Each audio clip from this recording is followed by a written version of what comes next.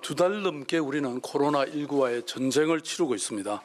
그동안 온 국민이 마음을 모으고 또 힘을 모아서 감염병과의 싸움을 잘 치러내고 계십니다.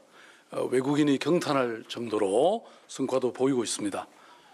하지만 아직도 여전히 가야 할 길이 멉니다.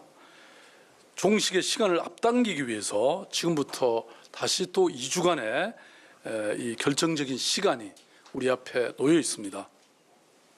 오늘 코로나19의 확진자가 전국적으로 8,961명이 되었고 어제 대비 신규 확진자는 64명이 증가했습니다. 서울에서는 6명의 신규 확진자가 생겨나서 그동안 총 330명의 확진자가 되었습니다.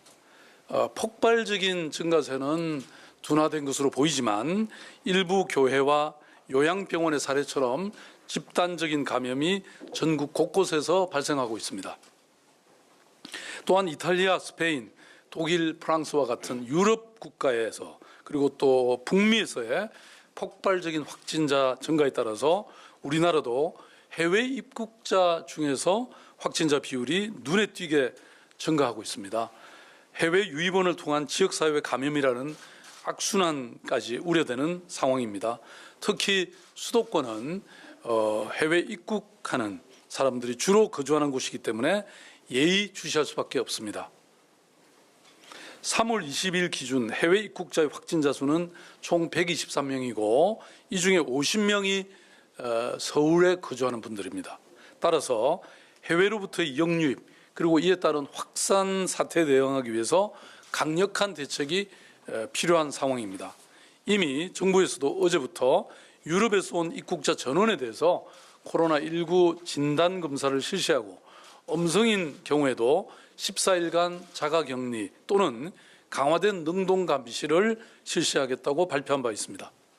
하지만 이것으로 부족합니다. 최근 서울의 해외 입국자 확진자들의 이 동향을 추이를 살펴보면 유럽뿐만 아니라 미국이라든지 필리핀에서의 입국자들에게도 점점 확진자가 늘어나고 있는 상황입니다. 아시아 입국자의 경우에는 실제 감염자는 훨씬 많을 것으로 파악됩니다. 따라서 검역 대상을 유럽으로만 국한할 것이 아니라 해외 전 세계 입국자로 확대하는 것이 필요하다고 생각합니다.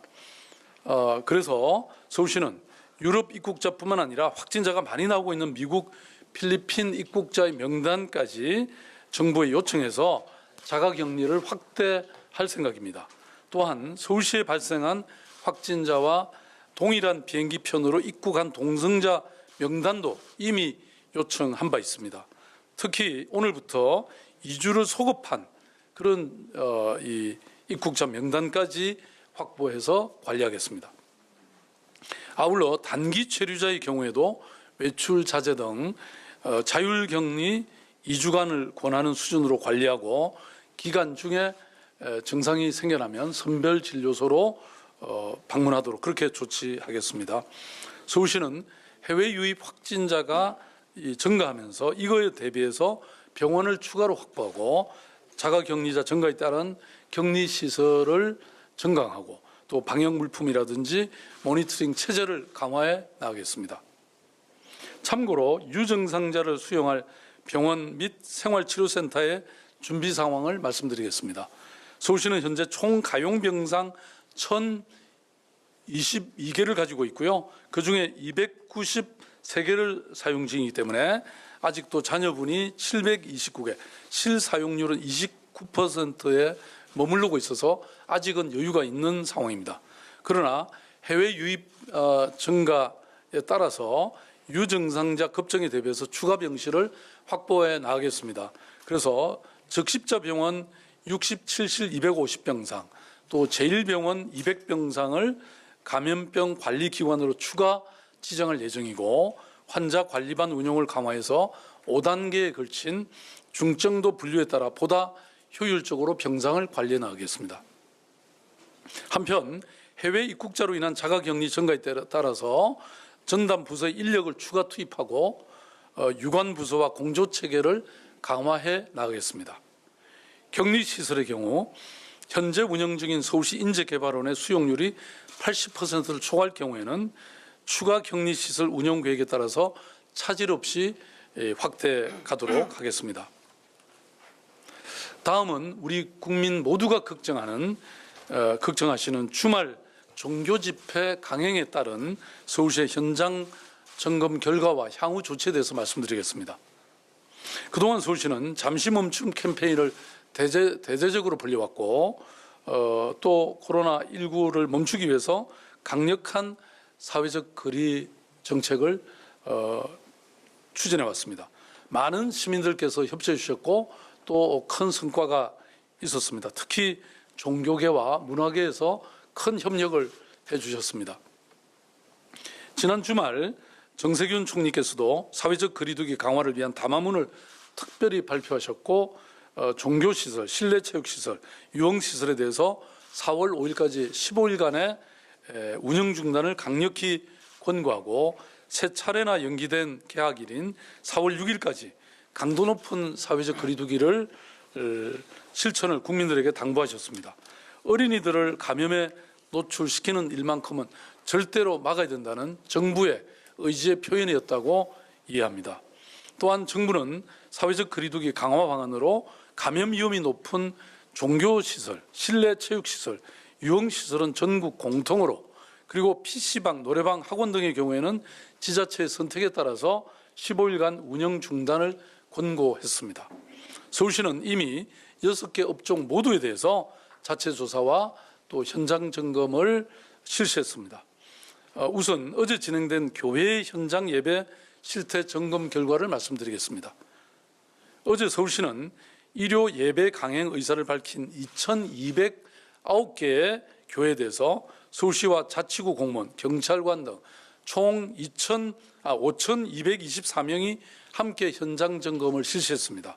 그래서 예배 중지를 요청하고 예배 강행 시에는 7대 예방 수칙, 방역 수칙의 준수 여부를 점검했습니다. 이 중에 103개의 교회는 고맙게도 온라인 예배로 전환을 해 줬습니다. 그리고 282개 교회에서 384개의 위반 건수를 미이행 사항을 적발했습니다. 발열 체크, 또 교회 방역, 신도 간 거리 유지, 식사 제공 금지, 명단 작성, 마스크 착용, 손 소독제 비치 이런 사항들을 위반한 것으로 밝혀졌습니다. 총 384건의 이 미이행 중에서 383건은 현장에서 우리 공무원들이 행정 지도를 했고 그것을 통해서 교회 측에서도 즉시 시정을 해 주셨습니다. 이 교회들에게 감사의 말씀을 드립니다. 그런데 딱 한 군데 정광훈 목사가 심호하는 성북구의 사랑제일교회의 경우에는 2천여 명이 넘는 참석자들이 밀집 집회를 계속했을 뿐만 아니라 참석자 명단을 제대로 작성하지도 않았고 또 일부 신도는 마스크조차 쓰지 않은 것을 확인했습니다. 즉각 시정을 요구했지만 교회 측은 묵살했고 또 현장 점검을 나온 공무원들에게도 욕설과 폭언을 쏟아내기까지 했습니다. 도저히 용납할 수가 없습니다. 서울시는 단호하게 대처할 수밖에 없습니다. 서울시는 사랑제일교회가 방역 수칙을 무시하고 집단 감염의 위험이 크다고 판단해서 감염병 예방법과 서울시 및 정부의 지침에 따라서 집회금지 행정명령을 발동했습니다. 집회금지 행정명령은 3월 23일부터 4월 5일까지이고 이 기간 동안에 사랑제일교회에서는 집회가 금지됩니다. 이를 위반하면 감염병의 예방 및 관리에 관한 법률 제80조에 따라서 참여하는 개개인에게 300만 원 이하의 벌금과 또 해당 시설에서 확진자 발생 시에는 확진자 및 접촉자 전원에 대한 치료비 일체와 방역비 또한 청구될 것입니다. 다시 한번 말씀드립니다. 사랑제일교회가 방역 지침을 위반한 행위는 이것은 우리 사회의 공동체의 안위를 중대하게 침해하는 행위입니다.